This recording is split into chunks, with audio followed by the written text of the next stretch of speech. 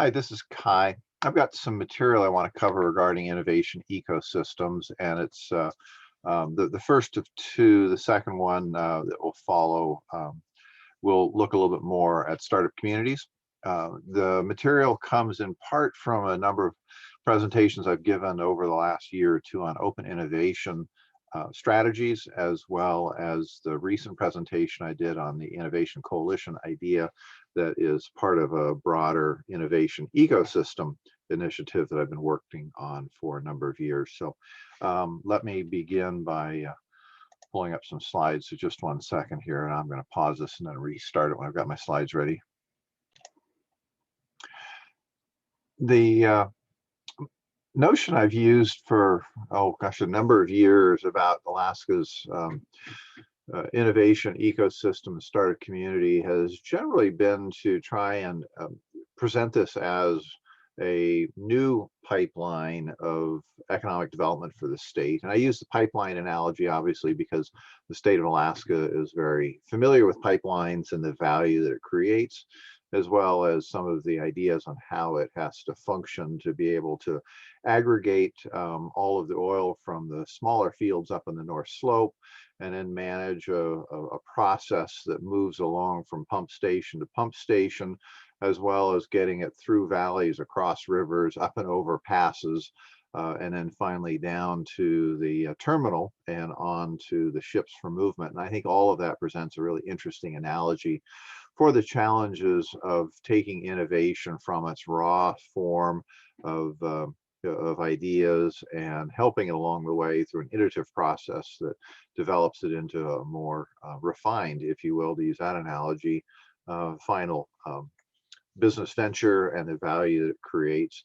And it's part of the work I'm doing with the Alaska V3 initiative that I've shared with you about getting people to imagine what the future of Alaska's economy might look like as it moves past an extraction economy and becomes potentially more based on a regenerative economy, as well as more based on value added work, rather than just simply shipping out our natural resources without refinement.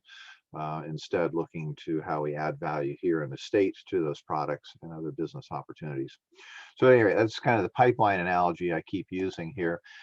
The beginning point of this is this notion that innovation ecosystems and startup communities, generally in most communities across the country, exist as a somewhat separate part of the business ecosystem. You see here in this picture where I'm showing it as overlapping a little bit with the university, a little bit with the public areas here, but really kind of distinct from existing businesses and sitting off to the side.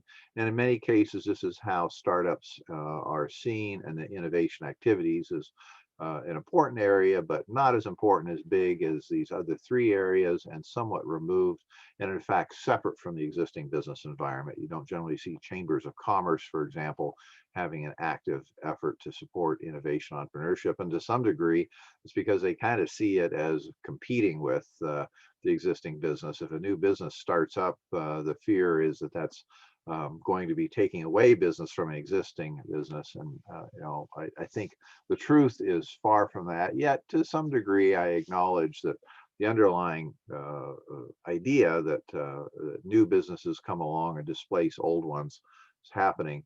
But I think from a standpoint of economic development leadership, you have to take that as a given and in fact a necessary evolution of business, as opposed to something to try and fight, avoid, and try and keep separate. So the notion that I promote is this idea of moving to a model of open innovation. And this open innovation idea really comes from many of the open technology, open licensing type of efforts that recognize that there's really generally more value in sharing and working together than there is trying to put up artificial barriers that may seem as if they provide protection, but in fact, in most cases, are simply creating limitations and barriers to growth. So this open innovation idea has extended from software licensing and IP licensing to now this idea of how ecosystems can be managed. And what you see here in this figure is this idea that we've moved the emerging businesses over to a point where they are really an equal player along with the existing businesses, public government entities, as well as the university education. And what we're really trying to do here is build a area in the center with a lot of porous boundaries and strong network connections between these three areas, and that problems and opportunities really move into the center stage where we're able to link and leverage the assets that exist in each of these areas to be able to create value and actually help existing businesses with new innovative type solutions, new approaches to their business development, and that actually in some cases may result in a startup business, but it may also end up with new systems and business units within existing businesses that are thriving and growing. And this notion is gaining a lot of strength. The focus by many larger corporations on having corporate venture capital funds and sponsoring competitions is really a trend in the last 10 years that shows that this is becoming a major driver for how the existing businesses are trying to increase their innovation and flow of new ideas. But you also see it in the government sector where you have things like the challenge.gov site where public entities, both local and federal, are recognizing the value of investing in this open innovation space and incentivizing innovative activity to help government not only with traditional areas like new technology and problem solving, but also simply helping to reinvent how government runs and does its own work. Things like bus schedules, public health challenges, use of public facilities, and responses to disasters all have evidence now of ways of crowdsourcing and open innovation type approaches. The way you might imagine the layering of these different areas is with a nice picture that came out of Brad Feld's updated book, Startup Way, that if you're interested in startup ecosystem work, I would recommend either of Brad's books, Startup Communities or Startup Way, as good reads. And what you see in this, though, is this idea that there are systems of systems going on it here. And within our lingo, we generally refer to the startup community as this area that you see in the center of this that has a focus on new startup businesses, but that itself is within an entrepreneurial ecosystem. And that entrepreneurial ecosystem is providing a wider variety of support areas for wantrepreneurs, solopreneurs, entrepreneurs, startup businesses, but it may also be teaching entrepreneurship to university students like you.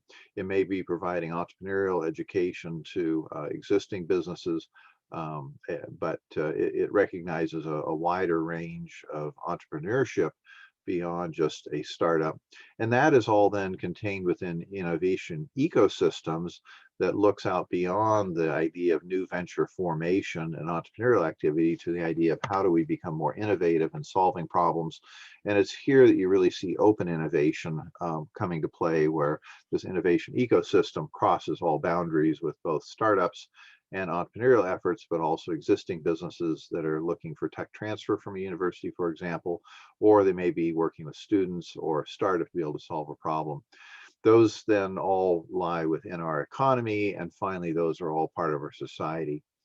You'll find, though, that pretty frequently it's really valuable to differentiate between startup communities and innovation ecosystems. And those of us that play in this area quite a bit are trying to be pretty specific about the use of those words because they have different focus areas and different impacts on the economy as a whole. The following lecture I've got after this, I'm going to try and do a little deeper dive specifically into startup communities, but like I said, at this point, I'm kind of taking the broader swipe at this whole thing. Let me skip past this slide I already did.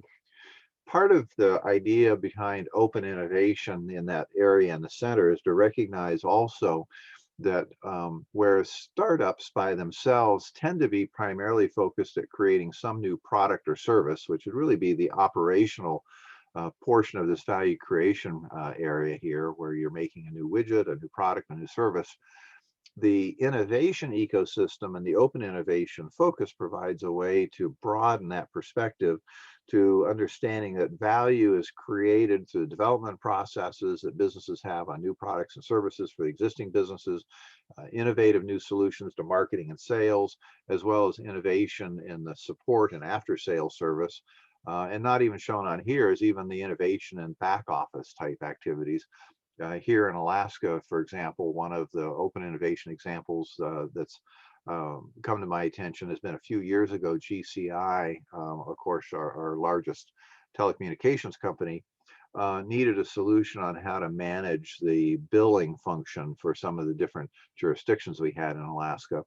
And it required some innovation and development of a new solution. And GCI recognized two things. One is that if they did it internally, it'd be slow, hard, and probably pretty expensive. And secondly, they recognized that it had value to a lot of other organizations beyond themselves.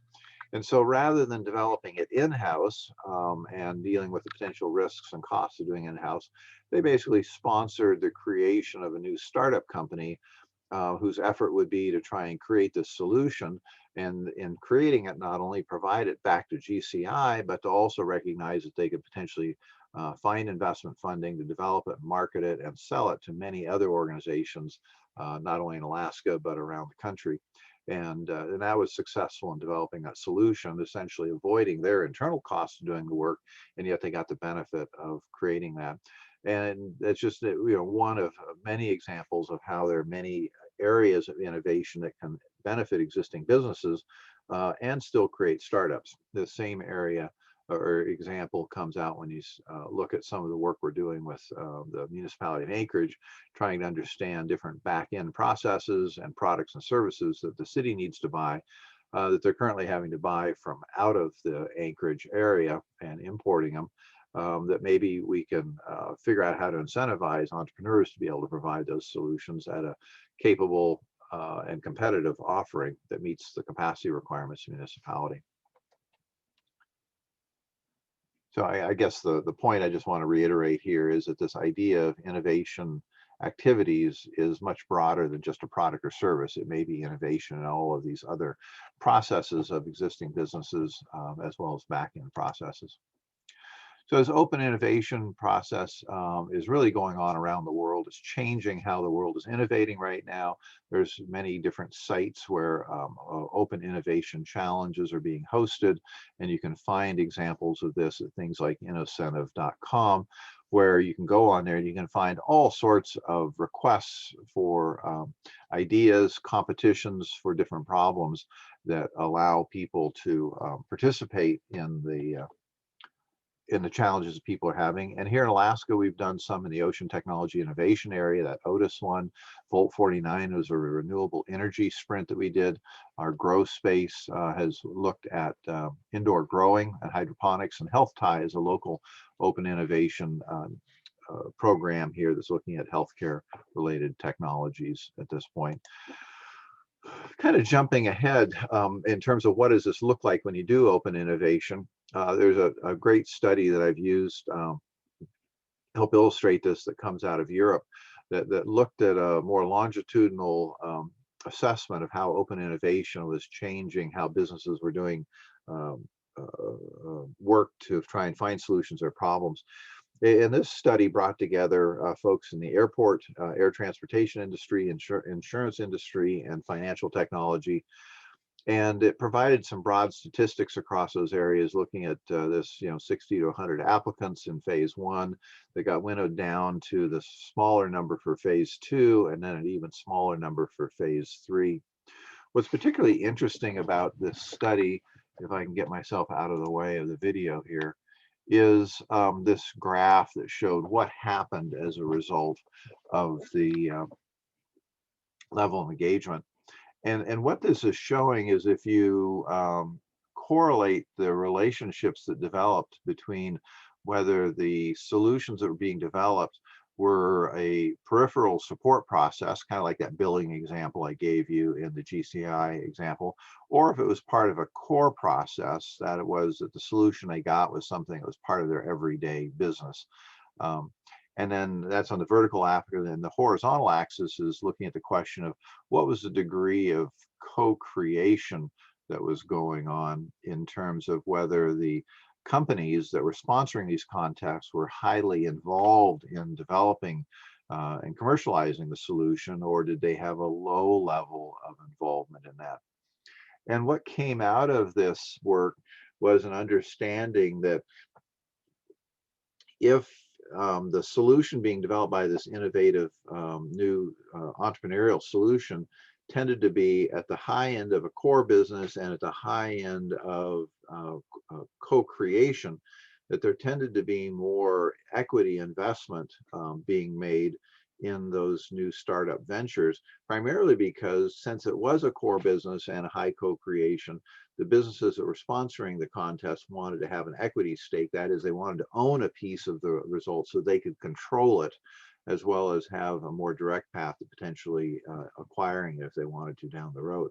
On the other hand, if the solution had a fairly low level of co-creation, that is, that the startup or entrepreneur largely did this independently, and if it was just for a support kind of back office type of function, like again that GCI example, that they tended to have more of a contractual relationship with that idea supplier. That is, great idea, we're just going to write you a check in order for you to supply your solution. We don't want to necessarily own a part of your business. And it's been really illustrative to be able to understand this range of relationship that happens in open innovation to help people understand how to manage that process over time. So Alaska's challenges, I think this model that I've promoted before really represents a way that I want people to see open innovation, and that it is part of a flow of being able to curate challenges, to be able to identify opportunities, and to incentivize people to work on those opportunities and to develop solutions that could be used by local businesses to be able to incorporate into their work, or to be an ally or partner organization. And that over time, the idea is that the local solutions we have here in Alaska probably have, in many cases, global application, and that our support through investment and commercialization efforts would allow those to become global new ventures. So that's the idea underneath this open innovation locally, is to bring focus to real problems, make them more investable. But in the end, what we're really trying to do is to still use that as a platform for creating new economic activity and growing our economy. The work that we do in terms of this exploration is really highlighted by this double diamond type approach. That is a combination of divergent thinking around the challenge and convergence around some sort of potential solution or opportunity space. And then once again, a divergent convergent process around exploring the opportunities and evaluating those sample solutions for effectiveness. The real key with this process, I learned, though, is the need for this feedback going on. That is, what do we learn from these sample solutions, and how does that inform us about the nature of the challenges and the opportunities? And I believe it's this feedback that, if you create it within that open innovation area, creates greater learning and greater opportunity. If you've ever been involved in solving a problem and working on a team doing that, you find out that as you work on solving the first problem, you generally find multiple new opportunities to solve even more problems. And it becomes kind of an engine, if you will, of new opportunities when you look at it that way. So some of the potential community sprint challenges, there's any number of them. Climate change is creating a wide variety of them, whether it's soil erosion, permafrost changes, or the effect of climate changes that are going on in terms of precipitation, windstorms, and so on. Energy transitions is another area of significant challenge as we look towards trying to eliminate diesel in rural communities, as we try and shift more of our power production in the rail belt to potentially renewables. And we look at issues like up in Fairbanks of trying to reduce the PM 2.5 pollution problems, particularly from the wood stoves. all provide opportunities for challenges, but there's many more. The healthcare area, telehealth, provides us all sorts of opportunities to save an immense amount of money we're currently spending on health at this point. We have issues in the area of tourism, particularly this year with the reduction in tourism because of the cruise ships. We have many challenges of how do we still create a vibrant and valuable tourism industry when perhaps we're not as reliant on cruise ships to be able to provide that support. We have other challenges around our space uh, infrastructure. We actually have quite a bit of rocket launch and rocket capability in Alaska, and there are challenges there in terms of how do we develop that more. We have logistics challenges from around the state on how do we move things in Arctic locations. And we have some really interesting opportunity challenges that are coming about because of the increased opportunity for being able to ship stuff across the Northwest Passage. That is the passage that becomes ice-free more and more during the summer across Alaska, northern Canada, that would connect the Pacific to the Atlantic Oceans by way of a shorter route over the top of the North American continent. No end of challenges and opportunities if we take on this opportunity mindset approach. Some of these challenges, I've been experimenting with different ways of curating them. I have a site that I built when I was at the University of Alaska Fairbanks. It's still there, the Alaska Community Challenges. And if you go there and you just do a Google on UAF Center Ice Community Challenge, and you'll find it. You'll find there that I've curated a list of national challenges. So if you're interested in just about any kind of challenge, you can find all sorts of national opportunities, and these are highly incentivized. You know, you can win $5,000 to $100,000 in these different competitions by working on problems that interest you to be able to do that. But you'll also see that we've been developing some Alaska challenges, and I've tried this in a couple different ways of promoting involvement in these national challenge competitions. I've also reached out and created lists. I don't think it's currently posted there, but I've gone out to local business and say, you know, what's a challenge that you need? Last time I did that, I got like about 35 challenges. The local company said, gosh, we'd really like help with this problem or that problem. And so I'm trying to find ways of incentivizing entrepreneurs and students to work on those. This past semester, I pulled together about 15 or 18 challenges from the community and actually assigned the 489 class at UAA to work on those. They selected out of that 15, they selected 10 of those challenges. And so I've taken the 35 students there, broke them up into teams, and they're working on these 10 different challenges that range from working with individual startups on a particular problem they have to other community projects like working on new investment funds or even this community challenge project. But I think there's no end of opportunity here for folks to become engaged in this, and the skills that you learn are really valuable long term, whether you're involved with a startup or you're just in a regular business type position. I can move myself out of the way here. So the idea behind Alaska's open innovation pipeline, using that analogy again here, is to look for ways to convert the challenges in our state into the opportunities for our state, and to harness this open innovation as a tool for economic development. We've done this in the past through being able to have a connected set of activities that allows, through the course of a year, to go from the Arctic Innovation Idea Competition to Startup Weekends, to the Innovation Summit, to the Business Plan Competition, to the Launch Alaska Business Accelerator. That it creates this iterative annual cycle of activities to help people advance their ideas to business models, to business plans, to financing. We need to do more that, though, engages private corporate needs and capital. We have a lot of companies doing business in Alaska that have corporate venture capital investment funds for doing early stage open innovation work. But for reasons that continue to be a bit mystifying, they're not active in Alaska, despite Alaska being such an important part of their business portfolio. And ultimately, this creates a collaboration that I think creates startups that have more value.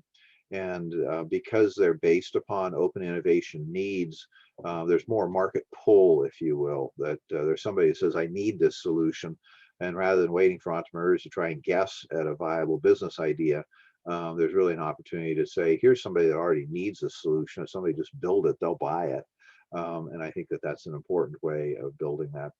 The final comment I want to mention here about, you know, this idea of open innovation is a really profound realization that came from a discussion I had this past week with Andy Stahl, who's one of the executives for the Kauffman Foundation, which is a national foundation that supports a lot of Innovation Entrepreneurship Week. And he and I were chatting on the phone about a class I'm developing. And he said, you know, one of the things that the Kauffman Foundation has really recognized is that fostering a strong entrepreneurial community and startup community results in an innovation ecosystem. But he says the real value of this is that as soon as you start talking about startups, you start getting to people to start thinking innovatively about the challenges in their community.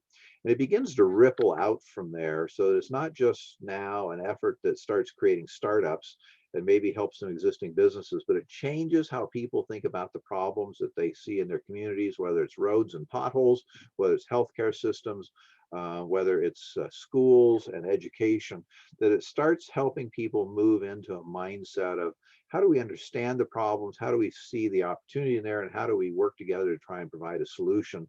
And using the kind of tools that we've been talking about in this class, how do you use agile or iterative processes to be able to develop some sort of partial understanding, the customer discovery, to move into validation, to be able to figure out what's possible, what could we do, what should we do, what will we do that actually works, and how do you test that and bring it forward into a viable solution that then can be scaled over time. And that mindset, those tools become really valuable across our communities, not just in startup creation.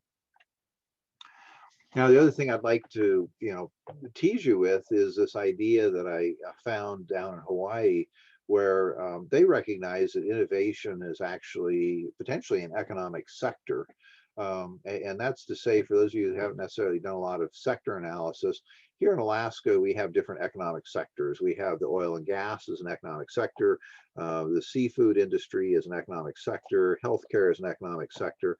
We typically think of economic sectors as areas of specific domain focus or some approach to value creation or service creation. And in Hawaii, they recognize that innovation in itself, and innovation of any sort, is itself potentially an economic sector. And it really kind of rocked my world the first time I saw that, because they're absolutely right. The jobs that are created in innovation, the flow of money into an economy through investing in innovation, innovative related businesses, can be its own economic sector driving a set of jobs, businesses, and financial activity that becomes really valuable. In the case of Hawaii, they're trying to find a way to diversify their economy from tourism and recognize that they really liked the potential of the kind of people, the kind of jobs that were behind innovation, and what it would do in terms of the spin-off effects on the rest of their other economic sectors by having a more innovation-based mindset in what they were doing. Just as I mentioned before, that entrepreneurship can be thought about as just simply startups, but in fact, it's a mindset that changes the economy, changes the community in terms of how it looks at its opportunities and its ability to be engaged in the solutions that it needs. So a lot of innovation ecosystem activities going on here. I was presenting again at the Innovation Summit, and it's really fascinating to me to see how little is known by many people about what is going on in terms of, last week there was 3 pitch competitions coming up and 4 entrepreneurship acceleration programs going on, but virtually nobody knew about these programs. And that's an issue that we need to address.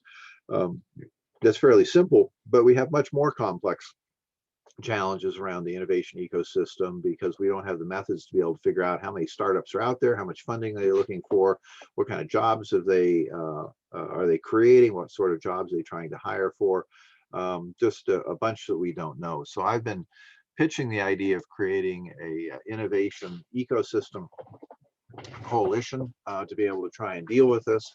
And it's really built out of the idea that our civic and market economies really are interwoven. They're mutually dependent upon one another. We can't have a successful civic economy. And when I say that, I'm talking about roads and schools, ports, airports, and public government and whatnot. That can't work if we don't have a successful market economy that's creating jobs, businesses that are employing people, taxes being paid, fees being paid.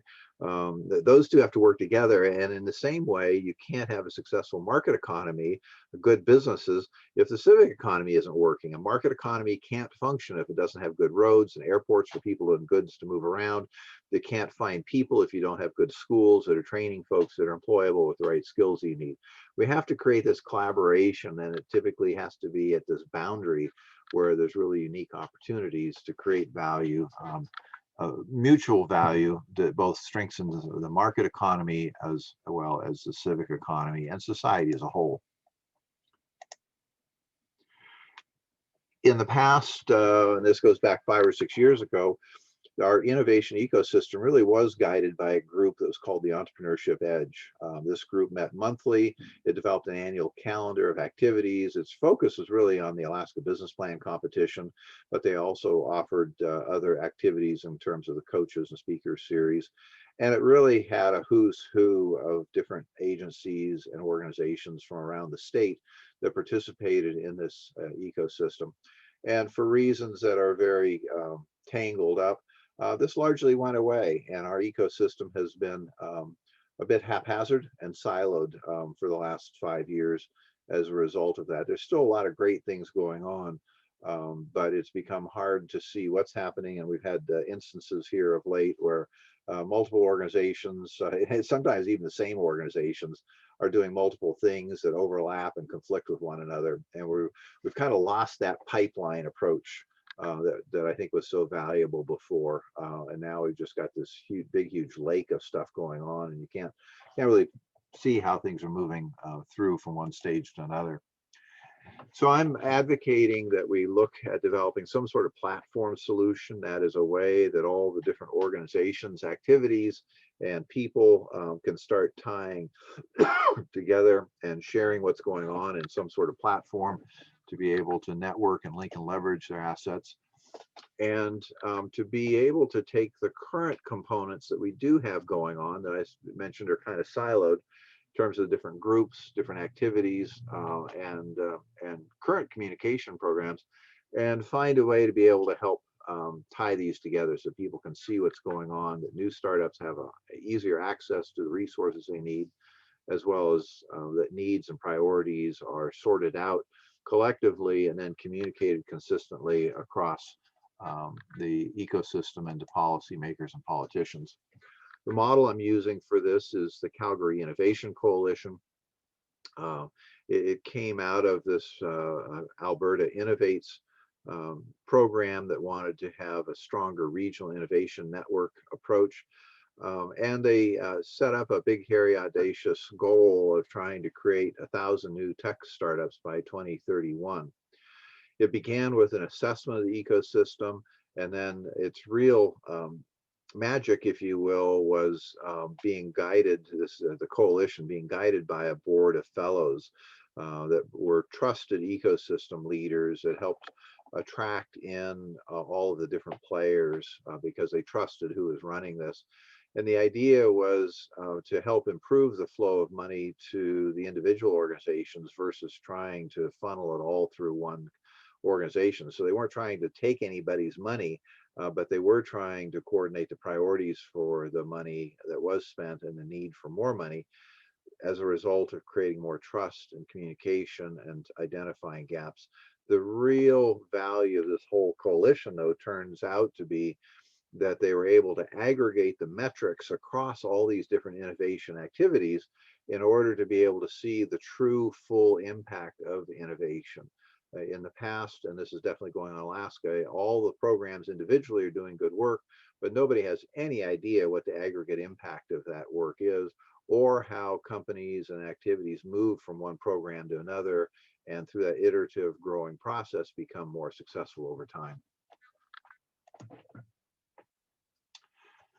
This coalition approach helps allow all of the different members to be able to be more successful in what they're doing. The coalition itself is not providing any of these services. It's helping ensure that the services are being delivered and to strengthen areas, and ensures that there is access to the resources training, investment funding, as well as the need for expertise to be able to grow the ecosystem as a whole. So the underlying issue that I brought to the Innovation Summit was trying to encourage folks to think about how we could work together to link and leverage the resources that we have, and to really figure out how to build a stronger system that would allow us to work together to solve the challenges the next generation, that is most of you listening to this, are going to face. And that if we don't take some action to be able to improve our ability to face those challenges, we're going to leave you a bigger mess to deal with than we've already created for you. So I hope if you've got some questions or observations, you'll post that in the discussion forum that's in week 15, and share with me any questions, comments, or feedback you have with me, as well as the rest of the class. Thanks.